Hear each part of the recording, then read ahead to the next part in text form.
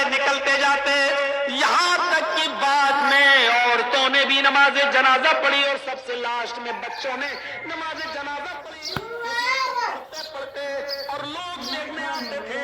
اللہ کے نبی صلی اللہ علیہ وسلم کو تقریباً آج کے موجودہ ٹائم کے لحاظ سے 32 آورز انتقال کے بعد 32 گھنٹے تک آپ کو دفنایا نہیں جا سکا۔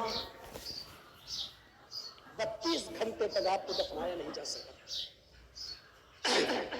اور اس کے بعد جب آپ کو دفنا دیا گیا، مٹی آپ کی ہو جاتی ہے، تو حضرت ابوبکر صدیق جب تک خلیفہ رہے اعلان کرتے رہے، لوگوں اگر نبی اکرم صلی اللہ علیہ وسلم کا قرض کسی کے اوپر ہو تو وہ مجھ سے لے لے۔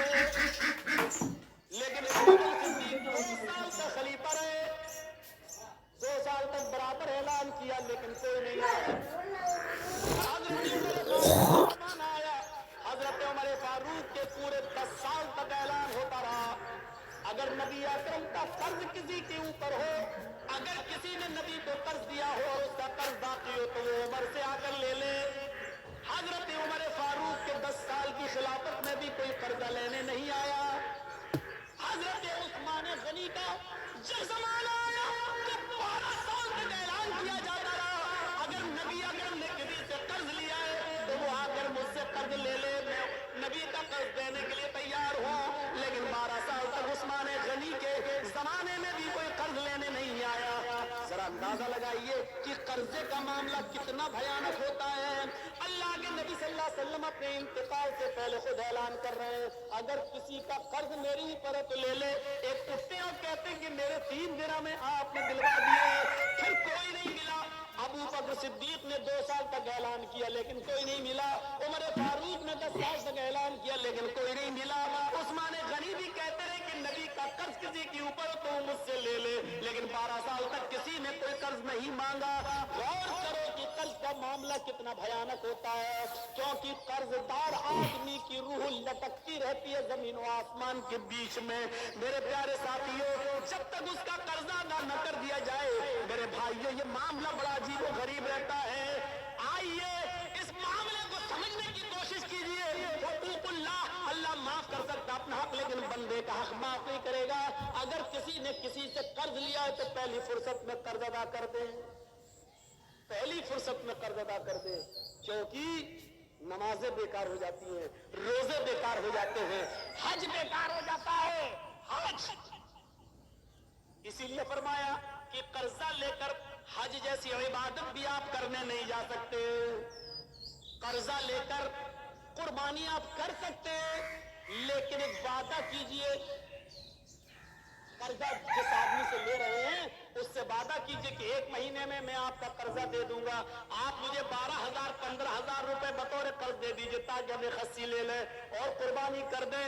قرضہ لے کر قربانی کی جا سکتی ہے، لیکن اگر آپ کو یہ اندیشہ ہو کہ ہم اس کا قرضہ ادا نہیں کر پائیں گے تو پھر قرضہ لے کر قربانی کرنا بھی آپ کے لیے جائز نہیں ہے۔ اگر آپ کو یقین ہے کہ قرضہ ہم دے سکتے تو 1 مہینہ 2 مہینے کی اجازت لے کر قرضہ لے سکتے ہیں، لیکن قرضہ لے کر حج کرنے نہیں جا سکتے، کیونکہ قرضدار پر حج ہے ہی نہیں۔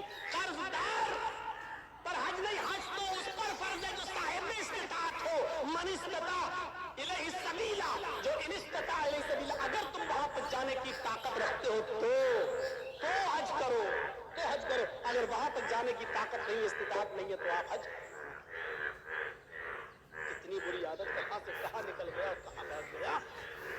یہاں پہنچ گیا میں تو میں کہہ یہ رہا تھا کہ ہم اپنے دوستوں کو کھلا سکتے ہیں، دشمنوں کو نہیں، لیکن اللہ رب العالمین کو دیکھیے، وہ اپنے دوست اور دشمن سب کو کھلاتا ہے، مومن اور کافر سب کو کھلاتا ہے، یہ ہے رب العالمین۔ اس کے بعد آئیے دوسری آیت پر، الرحمن الرحیم، کتنی بڑی نعمت، وہ بڑا ہی رحم کرنے والا، انتہائی مہربان ہے۔ اللہ کتنا بڑا مہربان ہے یہ سمجھنے کے لیے بعد میں ہم آپ کو اس طرح بعد میں آئیں گے، پہلے یہ سوچیے، اللہ کہتا ہے کہ میرے پاس رحمت کے 100 درجے ہیں۔ اس بات کو ذرا غور سے سنیے گا، یہ سمجھ گئے تو پوری تقریر سمجھ جائیں گے۔ اللہ نے کہا میرے پاس رحمت کے 100 درجے. اللہ نے کہا مطلب اللہ کے نبی نے کہا, اللہ نے فرمایا, یعنی حدیث قدسی. اللہ کے نبی فرماتے ہیں کہ اللہ نے فرمایا میرے پاس رحمت کے 100 درجے ہیں. دنیا میں جو تم رحم و کرم, محبت و الفت دیکھ رہے ہو, یہ ایک درجہ میں نے دنیا میں اتارا ہے. رحمت کے 100 درجوں میں سے صرف ایک درجہ میں نے دنیا میں اتارا ہے. 99 درجے میں نے اپنے پاس رکھے ہیں. اب میں کسی سے پوچھوں رحمت کے کتنے درجے ہیں؟ 100. اور دنیا میں اللہ نے کتنا درجہ اتارا ہے؟ ایک, صرف ایک مرغی کو دیکھیے آپ, مرغی بلی کو دیکھتی ہے فوراً بھاگتی ہے, لیکن وہی مرغی جب انڈوں پر بیٹھتی ہے اور انڈوں سے چوزے نکلتے ہو, اور مرغی جہاں سڑک پر دانا چگتی ہے اپنے بچے اس کے پیچھے پیچھے آتے ہیں, اچانک بلی کو دیکھتی ہے مرغی تو بھاگتی نہیں ہے. اب آپ دیکھیے وہ مرغی اب بھاگ نہیں رہی ہے کیونکہ جانتی اگر میں بھاگوں گی تو میرے بچے مارے جائیں گے. وہ مرغی اپنے پروں سے کھول کر اپنے بچوں کو سمیٹتی ہے اور بلی کے سامنے سینہ تان کے کھڑی ہو جاتی ہے. اس مرغی کے اندر اپنے بچوں کی محبت اور اپنے بچوں کی الفت کے لیے پروں کا کھول دینا اور اپنے بچوں کا سمیٹ لینا, یہ اسی ایک درجے محبت کا حال ہے. یہ اسی ایک درجے محبت کا حال ہے, 99 درجے نہیں. ایک کتیا جب اس کے بچے پیدا کرنے کا وقت آتا ہے تو آپ دیکھیے کتیا بھی ایسی جگہ تلاش کرتی ہے کہ ہم اپنے پیٹ سے اپنے بچوں کو جنم دے سکیں جہاں دوسرے کتے نہ پہنچ پائیں اور خطرناک جانور وہاں پہنچ کر ہمارے بچوں کو مار نہ ڈالیں. آپ نے دیکھا کبھی وہ کتیا بھی ایسی جگہ تلاش کرتی ہے جہاں اس کے بچے محفوظ رہ سکیں. یہ محبت اس کتیا کے اندر کس نے ڈالی؟ ایک بکری کو دیکھیے, ایک گائے کو دیکھیے, بھینس کو دیکھیے, جب وہ بچہ جنتی ہے تو کتنی غلاظت اور گندگی اس بکری کے بچے کے اندر ہوتی ہے.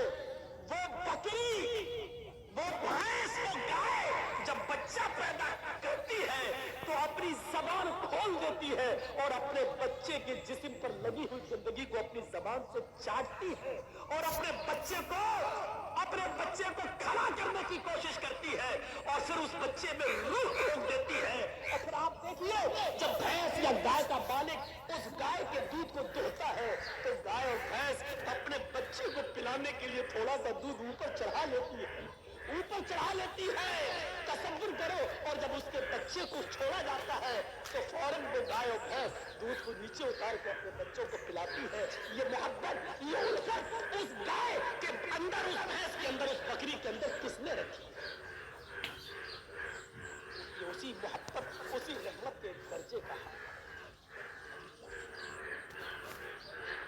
اسی رحمت کے درجے کا حال ہے. اور سنیے جس نے 99 درجے اپنے پاس رکھے ہو وہ کتنا مہربان ہوگا. ایک بکری جب اپنے بچے پر اتنا مہربان ہے, ایک کتیا اپنے بچے پر اتنا مہربان ہے, ایک مرغی اپنے بچوں کے لیے اتنا مہربان ہے, تو سوچئے یہ ابھی ایک درجہ ہے. ابھی ہم انسانوں پر نہیں آئے, حضرت عمر فاروق فرماتے ہیں ایک جنگ کے اندر کچھ قیدی